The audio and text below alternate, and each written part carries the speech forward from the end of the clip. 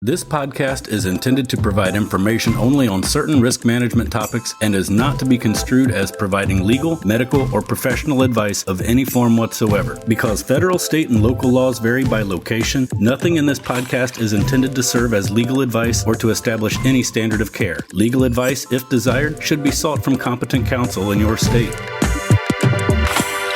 Hello, and welcome back to Forecast, the podcast brought to you by Fortress Insurance, the leading professional liability insurance coverage provider for dentists. Not familiar with Fortress Insurance yet? Get in touch with Fortress and find an agent by visiting our website at ddsfordds.com. That's DDS, the number 4, DDS.com. I'm Dr. Julie Goldberg, the Education Program Developer at Fortress Insurance. So for those listeners who've been tuning in to Forecast, welcome back and thanks for listening. For those of you who are new, welcome to Forecast and to Fortress Insurance. We're so glad that you joined us. Now, if you've missed an episode, be sure to check out our other recordings at your convenience. In our next 2 episodes, we welcome Kim Gensler, Director of Claims at Fortress. Kim will be discussing some of the lessons learned from closed Fortress professional liability claims and help our listeners understand how analysis of these closed claims might assist in promoting optimal patient outcomes, improving the defensibility of a claim, or avoiding a claim altogether. Welcome to Forecast, Kim. Thanks so much for having me, Julie. Kim, in our prior episodes, we've learned some basic information about what to look for in malpractice insurance, how to assemble a professional team, and how the litigation process generally proceeds. In our next 2 episodes, you will be applying these topics to clinical scenarios. Isn't that right? Yes, that's correct, Julie. So today we will use an actual closed Fortress claim to highlight the benefits of engaging patients in the informed consent process, educating patients about the treatment plan, and documenting the basis for clinical decisions. And in a future episode, we will discuss some of the lessons learned from a lawsuit involving a wrong tooth extraction. It sounds like we have a lot of ground to cover, Kim, so let's get started. Sure, but before we start, Julie, I want to note that while this summary is based on an actual closed Fortress claim, the facts have been de-identified and adapted for educational purposes. This is a claim of a woman in her 50s who presented to a Fortress-insured dentist for evaluation of diffuse mouth pain. During the consultation, the patient stated that if she needed extractions, she only wanted 4 of her 7 remaining teeth removed. There was no clinical documentation from the dentist as to why the patient wanted to save her 3 remaining teeth. Based on the clinical exam and the imaging, the insured prepared a treatment plan recommending extraction of the 7 remaining teeth to prepare the patient for full dentures. However, there was no note in the chart to indicate whether the dentist discussed the treatment plan with the patient. You know, while it's not uncommon for providers and patients to have different opinions on the best treatment plans, I can appreciate the importance of having these discussions with a patient. What happened when the patient returned for the extractions? When the patient returned, the insured did not review the treatment plan for extraction of all remaining teeth with the patient, or have the patient sign a consent form for the extractions. The 7 teeth were extracted with no reported surgical complications, and the patient's recovery was uneventful. Immediately after the extractions were completed, however, the patient expressed concerns that 7 teeth had been extracted, despite her request to limit that number to 4. So even though there were no complications with the extractions, we know that this patient filed a lawsuit. What were the allegations in this claim? The patient filed a lawsuit alleging professional negligence or medical malpractice, not regarding the performance of the extractions themselves, but based on the lack of informed consent given that 3 of her teeth were extracted without her consent. In a prior Forecast episode, we learned that in the course of litigation, the discovery process involves the exchange of written records among the parties and sworn oral testimony, also known as deposition. What was identified during the discovery phase of this lawsuit? Review of the dentist's records revealed that there was no clinical documentation to support the indication for the 7 extractions. Likewise, there was no documentation to support any kind of informed consent process. Kim, well, I believe that our audience knows generally what an informed consent form is. Would you please give us an overview of the actual process? Absolutely, Julie. The informed consent process is the method through which a patient makes an informed decision on whether or not to proceed with a proposed treatment based on an understanding of the indications for treatment, as well as the risks, benefits, and alternative to the treatment. Generally, there are 3 steps in this process. The first step is a conversation between the treating doctor and the patient.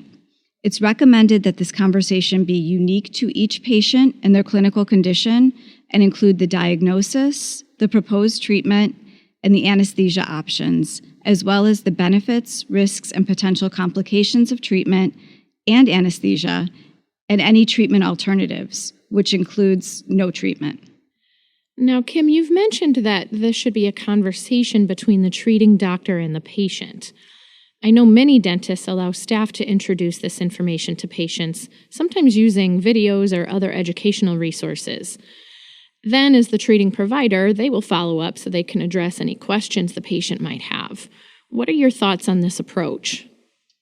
While staff and supplemental educational materials may support this step, it is important that the treating dentist have the conversation with the patient.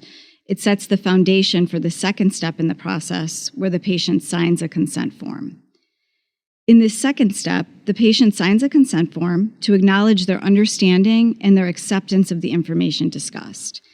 Keep in mind that the patient should sign the form after the informed consent discussion, but before the procedure or any anesthetics, mind-altering medications, or narcotics are administered. That makes sense, Kim. For some procedures, there is a lot of information to relay. The discussion and subsequent written information could help a patient fully understand the procedure and the risks. So what is the third step in the process then? The third and final step is documentation in the patient record. Documenting the discussion with the patient's verbal acceptance of the treatment plan, and that a consent form acknowledging the risks, benefits, and alternatives of treatment has been signed, will memorialize the efforts made to educate the patient. It's also helpful if the practice documents any questions the patient asked during the process. Without this documentation, when a chart is evaluated later in the context of a claim, it will give the appearance, as we see in our case example, that the doctor did not make any effort to obtain consent. Fortress utilizes a panel of practicing dental professionals as an important part of the claims review process. What did the panel's evaluation of this claim reveal? Even though the Fortress Claims Committee did not have any concerns regarding the clinical care that was provided, they recommended that this claim be settled rather than go to trial. Given the absence of documentation we've been discussing, it was difficult to support the clinical decision to extract the remaining 7 teeth over the patient's request for only 4 extractions. Likewise, there was no clinical documentation and no signed consent form to support that the patient was made aware of the risks, benefits, or alternatives to the procedure. The clinical documentation deficits created significant hurdles for the defense, and the insured consented to settle this lawsuit. Thank you for that claim summary, Kim. What do you believe are the broader lessons for our listeners to learn here? I believe this claim highlights the central roles that patient communication and clinical documentation play when providing patient-focused care. For example, if the clinical documentation from this dentist had included the indications for the 7 extractions, and if the dentist had educated the patient about why the 7 teeth needed to be extracted and documented the effort, this scenario may never have escalated into a claim. The same is true if the dentist's clinical documentation had supported that the patient participated in the informed consent process prior to the extractions. Are there any other lessons from this claim for our audience to consider? Yes, I think so. Lack of informed consent is a common allegation seen in many medical professional liability claims, including those for Fortress policyholders. This allegation can be the focus of a patient's lawsuit, as it was in this closed claim, or as an add-on, if you will, to the pleadings. While many providers may think that having a patient sign a consent form is all that is required, obtaining informed consent is truly a process involving a discussion between the treating doctor and the patient about the risks, benefits, and alternatives to a proposed treatment, as well as clinical documentation and the patient's signature on an informed consent form, noting acknowledgement of the discussion. Remember, The documentation of this process can be used to reinforce and memorialize that this discussion and acknowledgement occurred. Thanks, Kim. I'd like to share with our listeners that Fortress offers multiple patient safety and risk management resources to assist in reducing the incidence of adverse events. Specific to countering allegations which may arise from a lack of informed consent, Fortress offers dozens of procedure-specific informed consent forms on our website and a video on the Fortress YouTube channel which provides a helpful recap regarding the informed consent process. Thank you, Kim, for joining us today and sharing your insight. Thank you so much for the opportunity, and I agree, Julie. The resources and a doctor's clinical documentation can be very helpful in supporting the efforts that providers make to educate their patients. Kim will be returning for our next episode to discuss a wrong tooth extraction claim and highlight for our audience some strategies which may prevent this type of claim. At this point, I'd like to thank our listeners. We appreciate you taking time out of your day to tune into Forecast. More information about Fortress can be found on our website at ddsfordds.com. That's DDS, the number 4, DDS.com.